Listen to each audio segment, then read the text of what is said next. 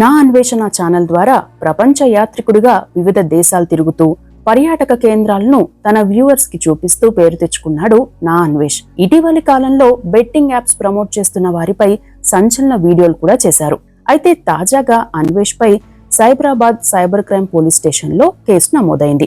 Metro train లో betting apps కి సంబంధించిన యాడ్స్ ఉండడాన్ని ప్రశ్నించిన నా అన్వేష్ అదే క్రమంలో ఉన్నతాధికారులపై సంచలన ఆరోపణలు చేశారు. Telangana DGP Jitender, metro MD SVS Reddy, IAS అధికారులు శాంతికుమారి, దానా కిషోర్, వికాస్ రాజు తదితరులు హైదరాబాద్ మెట్రోలో బెట్టింగ్ యాప్ల ప్రచారం పేరుతో 300 కోట్ల రూపాయలు కొట్టేశారంటూ ఓ వీడియో ద్వారా అవాస్తపు తప్పుడు సమాచారం ప్రచారం చేస్తున్నారంటూ పోలీసులు సుమోటోగా ఎఫ్ఐఆర్ నమోదు చేశారు.